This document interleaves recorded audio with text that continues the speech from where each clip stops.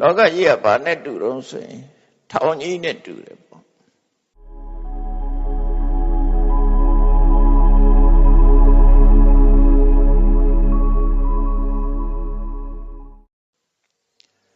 ထောင်တွင်းကြနေကြတဲ့ပုဂ္ဂိုလ်တွေထဲမှာ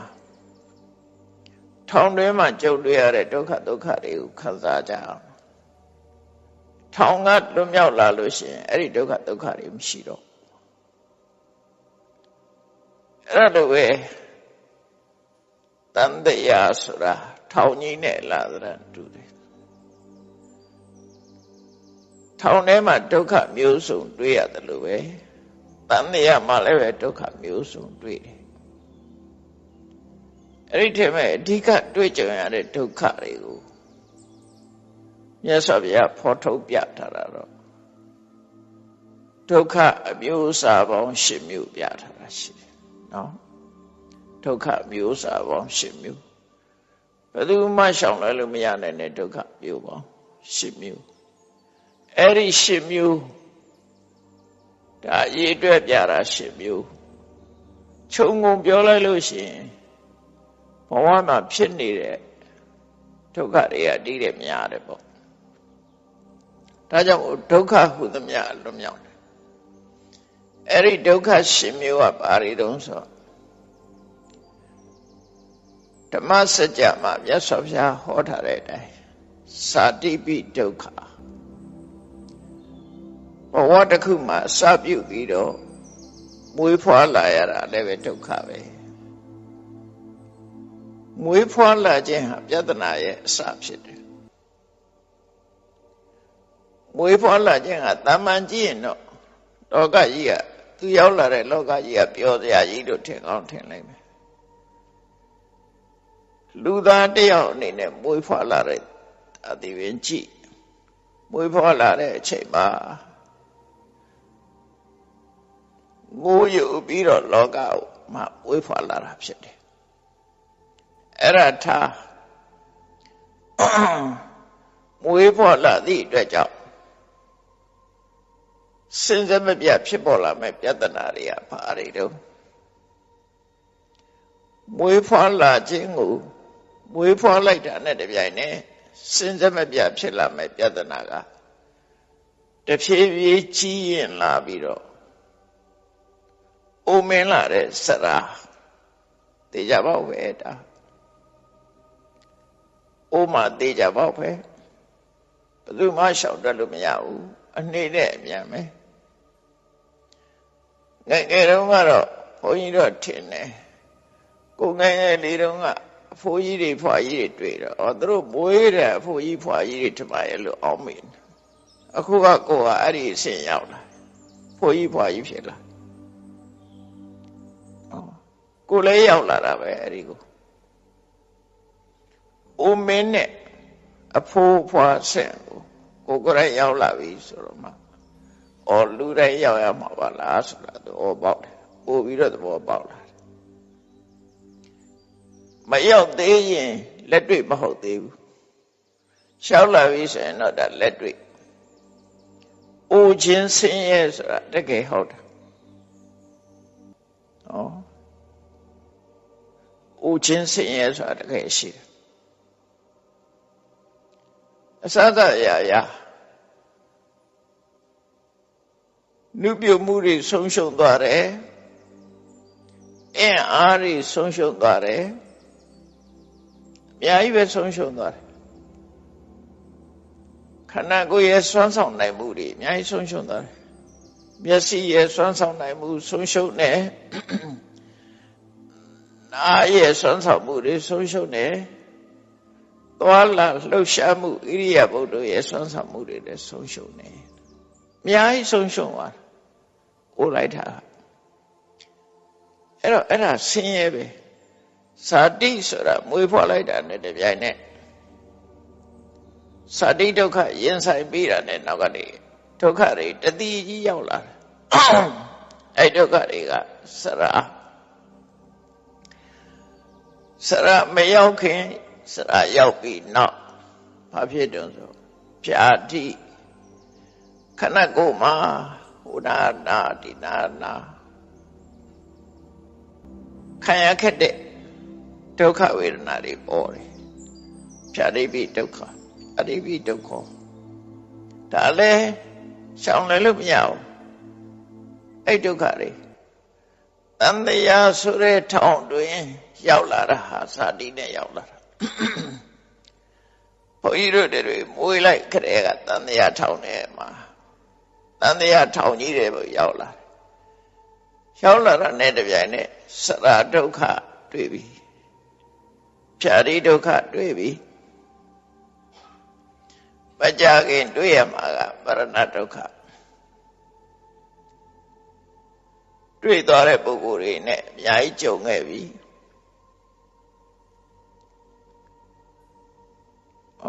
တွေ့သွားတာတွေအများကြီးကြုံခဲ့ပြီ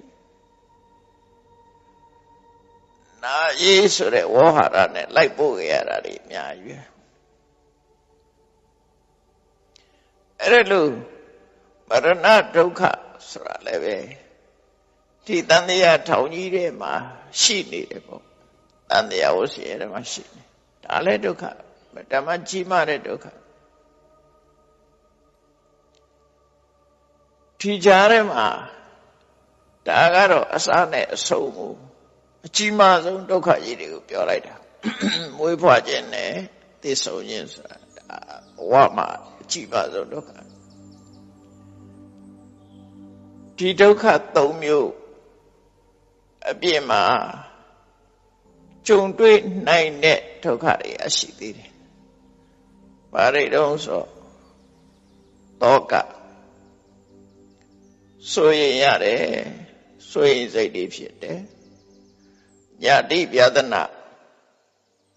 အမေသေးလို့အဖေသေးလို့ပစ္စည်းတွေဆုံးရှုံးလို့ဆွေတွေမျိုးတွေသေးလို့ပစ္စည်းတွေဆုံးရှုံးလို့ယောဂဝေဒနာဖြစ်လို့ခုခေတ်ဆိုယောဂဝေဒနာတွေအမှန်တမ်းကြောက်စရာကောင်းတယ်တချို့ယောဂဝေဒနာကုမရတဲ့ယောဂဝေဒနာတွေဆိုရင်လူကသိဖို့စောင့်နေရတယ်လို့ဖြစ်အယောဂဖြစ်ပြီးဆိုလို့ရှိရင်ဒါဖြာသနာတစ်ခုပဲကျမ်းမာရေးတစ်ခုဆုံးရှုံးသွားတယ်အဲ့တော့အမေသေးတယ်ဖေသေးတယ်ဆွေတွေမျိုးတွေသေးတယ်အဲ့ဒါဆိုရင်လည်းတောကဖြစ်ကြတယ်လူတွေပစ္စည်းဥစ္စာတွေဆုံးရှုံးကြတယ်တောကဖြစ်တယ်ကျမ်းမာရေးဆုံးရှုံးပြီးယောဂဖြစ်တယ်ဒါလည်းတောကဖြစ်တာပဲရောဂပြဒနာလို့ခေါ်တယ်ယာတိပြဒနာဘောဂပြဒနာရောဂပြဒနာဒီသုံးခုကလူကိုနှိမ့်ဆက်နေတာကြုံတွေ့တဲ့အချိန်တိုင်းတောကဖြစ်တယ်နောက်တောကဖြစ်နိုင်တဲ့အရာနှစ်ခုကတော့လူတွေကတော့သိမဖြစ်ပါဘူးအဲ့ဒါအတွက်တောကသိမဖြစ်ဒါပေမဲ့တောကဖြစ်เสียကောင်းတာအဲ့ဒီနှစ်ခုကပိုကောင်းတယ်ဘာလို့ဆိုရင်သီလဖြတ်တနာနဲ့ဒိဋ္ဌိဖြတ်တနာကိုချင်းတရားပျက်စီးခြင်းသီလဖြတ်တနာအယူဝါဒပျက်စီးခြင်းသီလဖြတ်တနာဆိုတာကာမသီလကျိုးပေါက်ခြင်းကိုချင်းသီလကိုမထိန်သိမ်းမဆောင်ရှောက်ခြင်းအဲ့ဒီအတွက်တော့လူတွေကရသောအပြင်မစိုးရိမ်ကြဘူးလို့ထင်တယ်သို့တော့ဘာကြောင့်ဒီပြဿနာတွေထဲထားတော့ဆိုရင်ငါးပါးသီလကျိုးပေါက်ခြင်းဟာနောက်ဘဝအတွက်အခြေအနေမကောင်းတာပဲနော်အပင်ငရဲကြဖို့လမ်းကြောင်းပေါ်ရောက်သွားတာပဲသီလပျက်စီးသွားပြီဆိုရင်အပင်ငရဲရောက်ဖို့ခွချက်ချင်းတော့မရောက်သေးဘူးဒါပေမဲ့လို့နောက်ဘဝဆိုတာကောင်းစရာမရှိတော့ဘူးသူကအဲ့ဒါအတွက်စိုးရိမ်မယ်ဆိုရင်စိုးရိမ်စရာကြီးပဲဒီဘဝမှာစီတဲ့ဥစ္စာတွေချမ်းသာလို့ပျော်လို့ရွှင်လို့အပေါင်းအသင်းနဲ့နေထိုင်လို့သို့တော့ကိုချင်းတရားပျက်စီးသည့်အတွက်ကြောင့်မကြခင်ကြုံတွေ့ရမယ့်ဒုက္ခအလွန်ကြီးမားတယ်လေကြမယ်တိရစ္ဆာန်ဖြစ်မယ်ပြိတ္တာဘဝရောက်မယ်အပေဘုံရောက်သွားမယ်အဲ့ဒါပိုချောက်ဆက်ပါပြောရတာကတခဏခံရမှာကထာဝရဆိုလို့ဖြစ်တယ်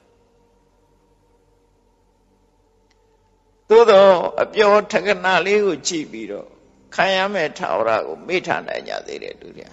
ဒါမှမဟုတ်သီလပြဒနာကိုသိပြီးတော့ခေါင်းထဲမှာမထည့်တဲ့လူတွေအများကြီးပဲနောက်ဒိဋ္ဌိပြဒနာဆိုတာရှိတယ်အမြင်တွေပျက်စီးသွားတယ်အယူဝါဒတွေပျက်စီးသွားတယ်အဲ့ဒီဒိဋ္ဌိပြဒနာဆိုတာဘာပြောတာတော့ဆိုကံတရားရဲ့အကျိုးကိုညှင်းပယ်တာကောင်းတာလုပ်လဲကောင်းကျိုးမရပါဘူးဆိုးတာလုပ်လဲဆိုးကျိုးမဖြစ်ပါဘူးနောက်ဘဝဆိုတာမရှိပါဘူးအဲ့ဒါလို့မင်္ဂနဲ့ယူဝါဒမဟုတ်ပဲနဲ့မှားယွင်းတဲ့ယူဝါဒကိုလက်ခံတာနောက်ဘဝကိုမယုံဘူးနော်နောက်ဘဝမယုံဘူးသိပြီးပြန်မွေးမယ်ဆိုတာမယုံဘူးကောင်းတာလုပ်လို့ကောင်းတဲ့ဘုံရောက်တယ်ဆိုတာလည်းမယုံဘူးမကောင်းတာလုပ်လို့ငရဲကြမယ်ဆိုလည်းမယုံဘူးလက်မခံအဲ့ဒါဒိဋ္ဌိပြဒနာလို့ခေါ်တယ်အဲ့ဒီဒိဋ္ဌိပြဒနာကလည်းပဲဒီဘဝမှာအစဉ်ပြေးနေတဲ့အချိန်မှာတော့သူကပြောနေကောင်းပြောနေလိမ့်မယ်သို့တော့နောက်ဆုံးထွက်တဲ့ရဲ့နောက်မှာဆိုရင်သူ့အတွက်ကအကောင်းမရှိတော့ဆိုရင်မဲဆိုရင်လွန်ဆိုရင်ကြကောင်းတဲ့အရာရှိပဲနောက်ဆုံးထွက်တဲ့ရဲ့နောက်မှာဆိုရင်အကောင်းမလာတော့တကယ်အဆိုးတွေနဲ့ရွေးကြုံရမယ်ဘာလို့လဲဆိုမြတ်စွာဘုရားကမှားယွင်းတဲ့အမြင်ကိုလက်ခံထားတဲ့ပုဂ္ဂိုလ်တယောက်ဖို့ငရဲဘဝနဲ့တိရစ္ဆာန်ဘဝဒါကိုပဲမျှော်လင့်ရမယ်မျှော်လင့်နိုင်တယ်ပေါ့သူ့ရဲ့အနာဂတ်ဟာငရဲနဲ့တိရစ္ဆာန်ဒီနှစ်ခုပဲမျှော်လင့်နိုင်တယ်လို့မြတ်စွာဘုရားဟောထားတယ်အဲ့တော့လာမကောင်းဘူးပေါ့နော်လာမကောင်းအဲ့ဒါလေပြဿနာနှစ်ခုထဲမှာထည့်ထားတယ်သူတို့ကရေရှည်ပျက်စီးမဲ့အရာတွေဒီညာတိပြဿနာဆိုတာရေတူဒီဘဝတခဏဘောဂပြဿနာဆိုတာပြန်ရှာလို့ရသေးတယ်ရောဂပြဿနာလည်းကျမ်းမာရေးကုစားလို့ရသေးတယ်အဲ့ဒီပြဿနာတွေကသို့တော့ဖြစ်ထန်တဲ့လူတွေမှာစိတ်သောကကိုအများကြီးဖြစ်စေတယ်အဲ့ဒီသောကဆိုတဲ့ရှင်တဲ့နှလုံးထဲမှာပူလောင်နေတဲ့ခံစားချက်စိတ်ထဲမှာဖြစ်တဲ့စိတ်ခံစားချက်ဒေါမနတဝေဒနာလို့ခေါ်တယ်စိတ်ခံစားချက်ဒါလည်းဒုက္ခပဲတန်တရားထဲမှာရောက်လာရင်အဲ့ဒီဒုက္ခတွေ့မှာပဲသိကြတယ်နောက်တစ်ခုကအဲ့သောကကြောင့်မထိန်နိုင်လောက်အောင်ပြည့်ကြငိုကြွေးရတာပရိဒီဝသောကဖြစ်ရင်ပရိဒီဝတော့လျှောက်လိုက်လာဒါလည်းဆင်းရဲဒုက္ခတစ်ခုပဲ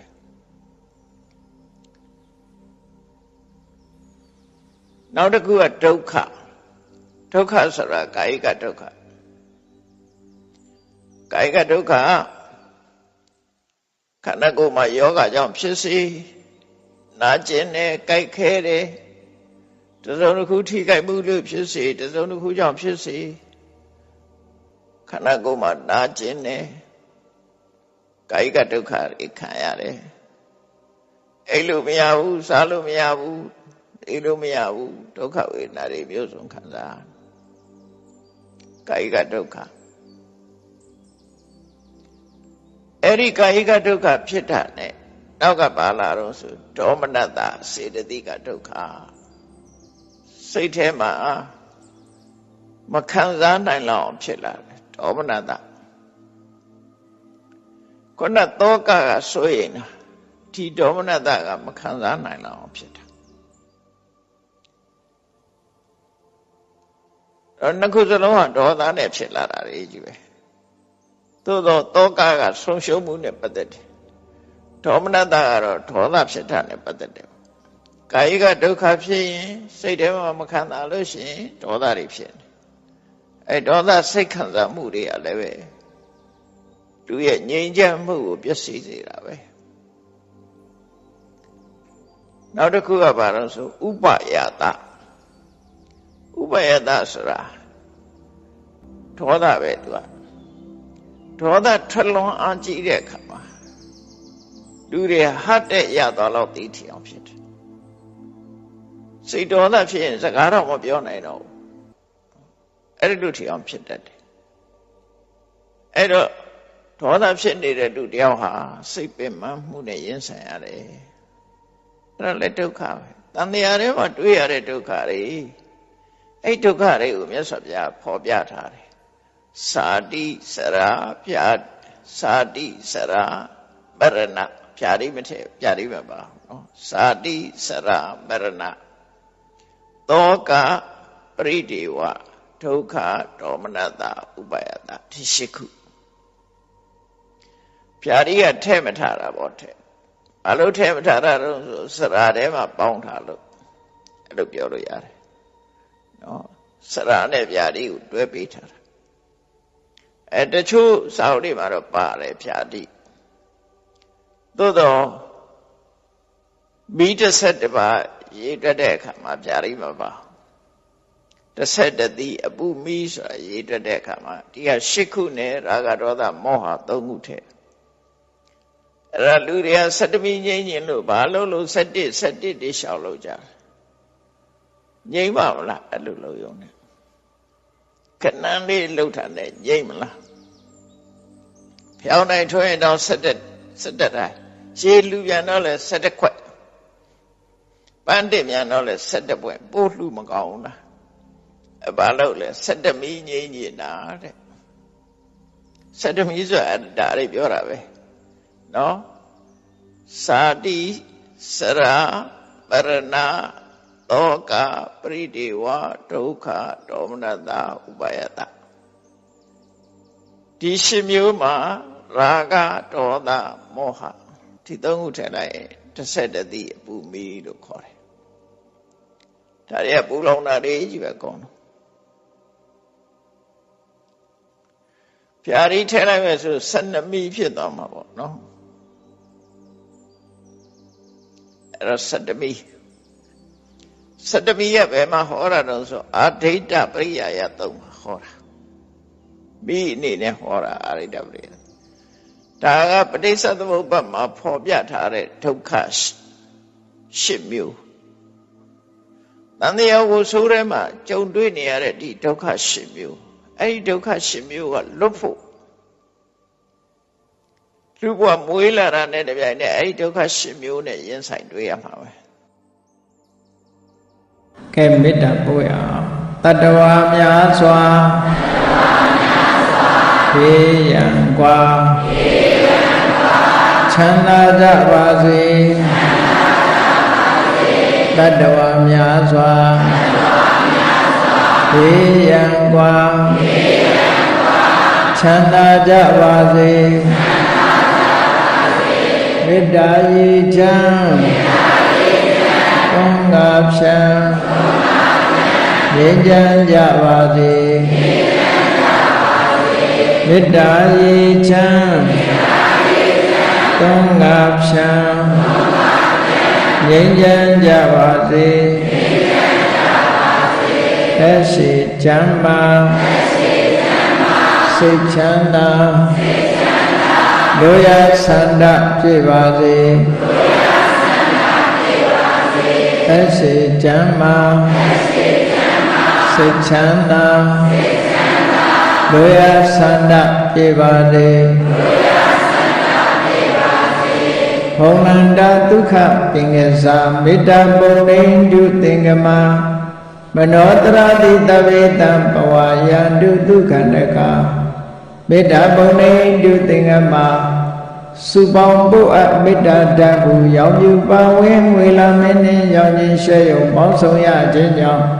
တဝေတံကျွမဲ့ဥတ္တုံလုံးစုံများစွာတတ္တဝါတို့၏မနောတရာတိမြင့်မြတ်ဖြူစင်အေးကြည်လင်သည့်ရေစဉ်ပြည့်တင်းစိတ်နှလုံးတည်ဟူသောရေအိုင်ကြီးအတွင်း၌ဒုက္ခပင်ကလာစင်္ခါဝရအိမြကြည်သာတာယာပွင့်လန်းချမ်းသာဒုက္ခတည်ဟူသောကုမုဒ္ဒရာကြာပန်တို့သည်ဖုံးလန္တဝန္တာရှင်မြူဝမုံလူလျက်ကြည်နူဝဲကြုံဖူးပွင့်ကြကုန်သည်ဖြစ်၍ ဒုက္ခနကလေးအောင်လေးတဲ့ရောရှက်သင်ပြန့်ပိတိတိဟုသောယနံတို့သည်ဘဝယံတုကောင်းစွာမသွေကြိုင်နိုင်၍နေကြပါစေကုန်တည်း